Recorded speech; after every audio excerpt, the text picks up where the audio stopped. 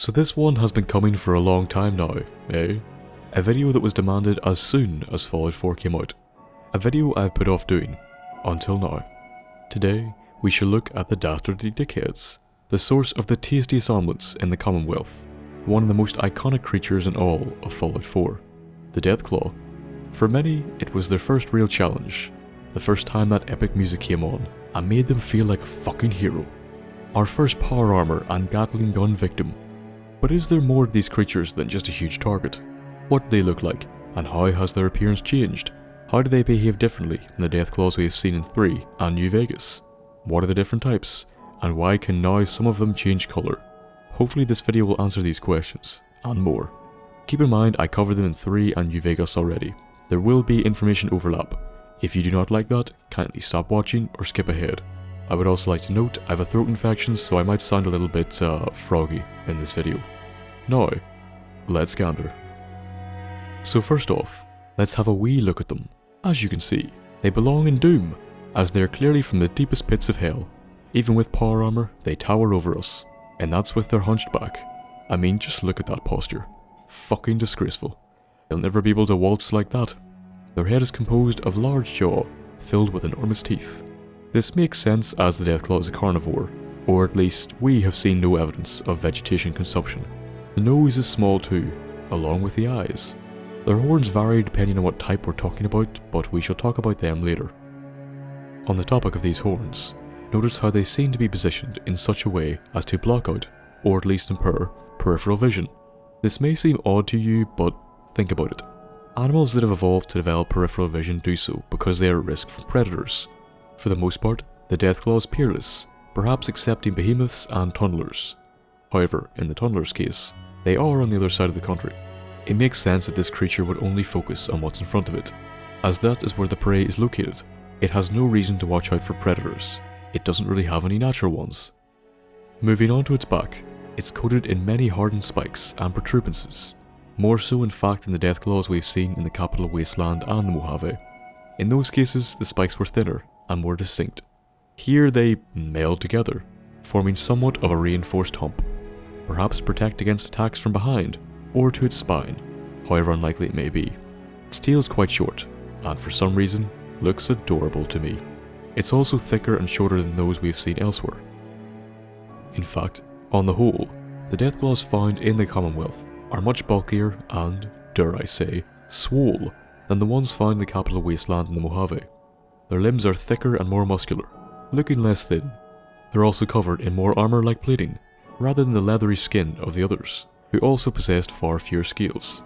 They're still absent on their stomachs, just like the others, and it is here their weak point can be found.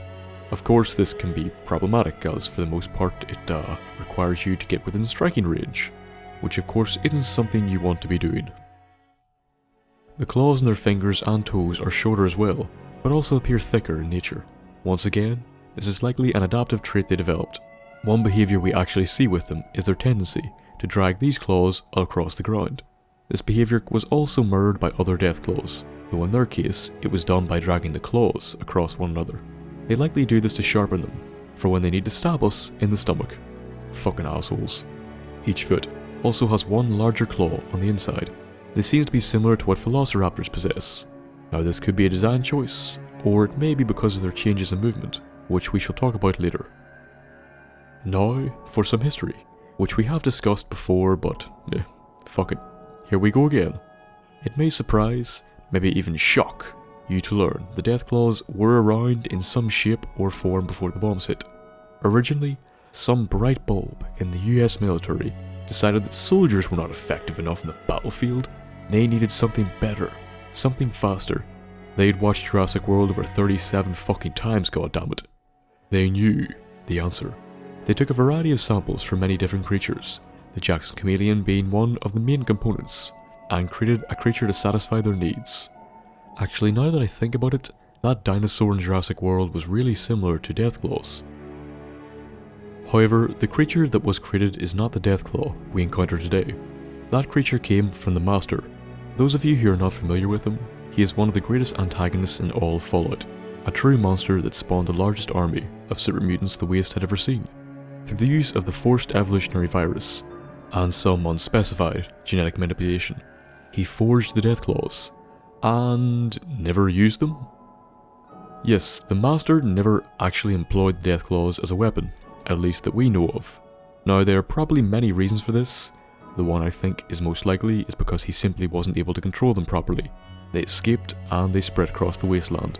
At the start they were seen as more of a mythical creature, but after a while everyone came to terms with the hard truth. These cunts were real, and they were fucking their shit up. Denying it achieved nothing. Now, onto the topic of movement and combat. These Deathclaws are interesting. Before, they would run on two legs towards us, attacking with large jumps. Now these ones can still jump, and look pretty cool doing it. However, tactical movements seem to be their thing now. They dodge, duck, dive, and dodge most incoming projectiles. Perhaps why their toes changed, and their claws are thicker and shorter, more purchase as they move about quickly, change direction, or go on all fours. Larger claws would likely break off on the ground, or at least there'd be more of a risk. Let's all admit it. All of us have, at one time or another, broken a nail running on all fours. Also, holy shit, if you cripple one of their legs, the fucking bone sticks out through it. I don't often feel guilty in games, as I'm sure you're all too well aware of, but that was pretty hard to look at. Their tails can be removed as well, though targeting them is a bit of a feat if I'm being honest. Once again, it's a bit unnecessary, and doesn't really serve much of a purpose. More straightforward to just kill them. By the way, their leg can heal, so if it's hobbling around, clutching a bone through its leg, it may heal, and, fuck you up. They also seem more suited to combat. They can create shockwaves by stomping the ground to throw us off balance, closing the distance as they do so. They're also not above throwing in a filthy headbutt, if they need to. Projectiles are also not outside of the realm of use. Cars are the weapon of choice, and if the car happens to be on fire when they throw it, well, you're essentially fucked. They've also upped their ground game, picking us up and slamming us to the ground, skewering us if we're weak enough. On the whole, just more vicious. More so than before, when all they did was swipe until we died. So, reproduction. Okay, so reptiles can be sexual or asexual. Now we do see some evidence of females, however we don't know how they produce. So for that reason, I'm gonna say it's likely sexual, but we can't be sure. They lay eggs, and guard them in a nest. The eggs themselves are interesting. The cracked Deathclaw egg has what looks like a developing Deathclaw inside of it, which is pretty sad when you think about it.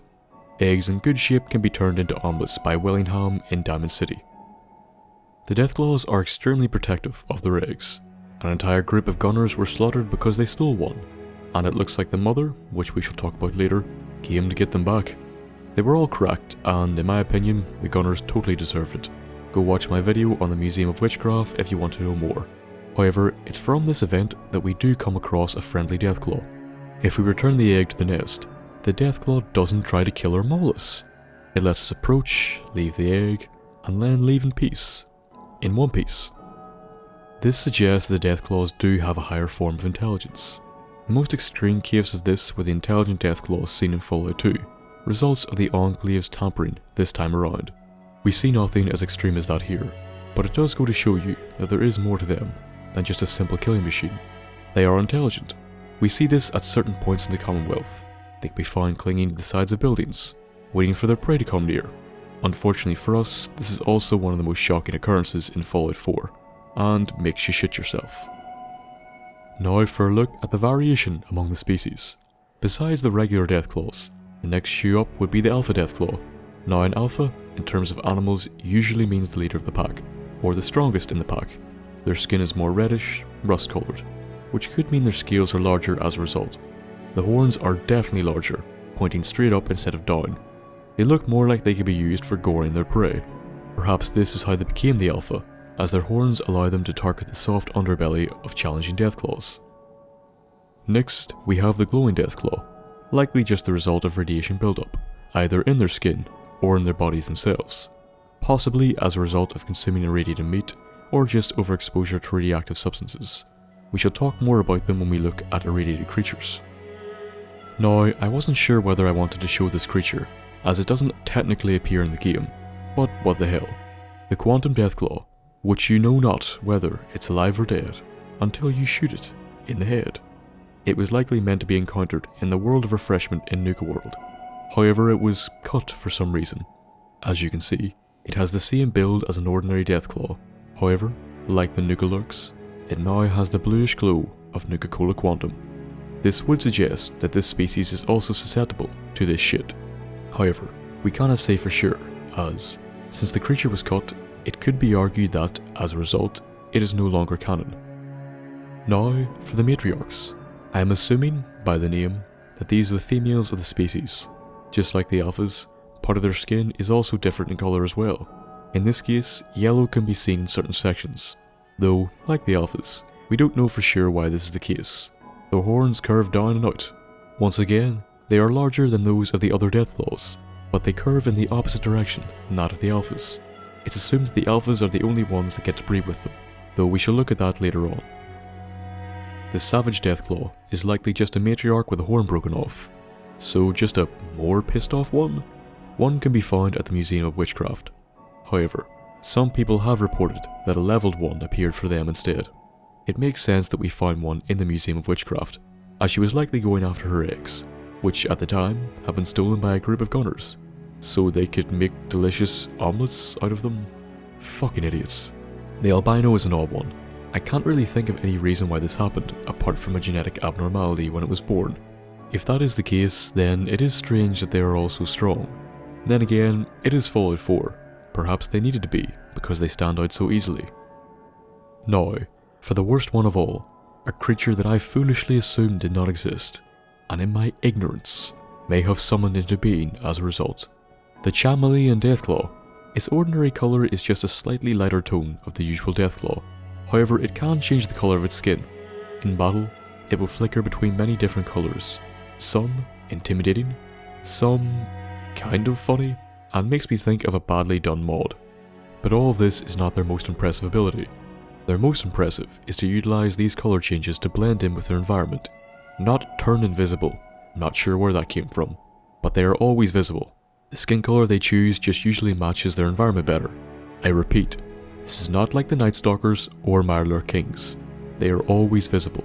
It seems like some of them figured out how to use the abilities of one of the creatures that composed them, the Jackson Chameleon.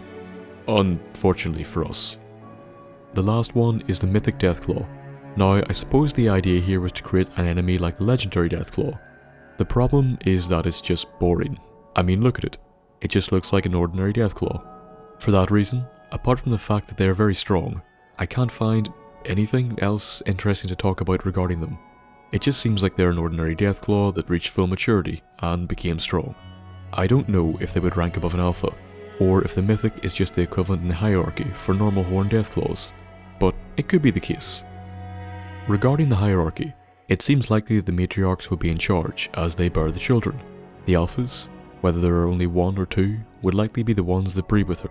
The ordinary Deathclaws would be the ones that either protect the nest or hunt. Now, it's hard to say which ones outside matriarchs and savages are female. It could be none of them are glowing ones, or at least if they are, they can't breed. Mythics and the albinos may just be strong males, alpha or no. Some of them would have to be chameleons, as I expect the trait is unique and would have to come from somewhere, as evolution is not instantaneous. Then again, we can't be sure of that, since, you know, FEV and radiation. Apart from Natick and Lynn Woods, I can't really remember seeing many large packs of Deathclaws. In fact, most of them are solitary. You might think this odd, but remember this was the case in New Vegas. There were 1 to 3 large packs, and then besides that, it was pretty fractured for the most part, with many just striking out on their own. 3 is a little harder to explain, but we did have the Deathclaw Sanctuary, which was somewhat of a pack, even though variations had yet to be introduced. One reason is possibly due, like we discussed in Fallout 3, to large amount of armed groups. Way more in the Commonwealth than in the Capital Wasteland. New Vegas was more barren, so it allowed more groups to function. The Capital Wasteland, while smaller, also had a smaller population overall, so they likely didn't have the food source for many groups. This is not the case for the Commonwealth, so they thrive in groups a little bit more. Unfortunately for us. So these were the Deathclaws, an enemy I told you I would update, and I have. A demonic-like beast, born the brainchild of the US military, then perfected by the Master. They spread across the waste. In the Commonwealth, they have changed. Perhaps due to updates, or perhaps, like the Mirelurks, due to a different environment. I think some of the points we discussed provide a good framework for an explanation. They come in many more variations than we have seen before, some interesting, and some a bit of a waste in terms of the mythic. They behave differently this time around, sometimes more intelligently.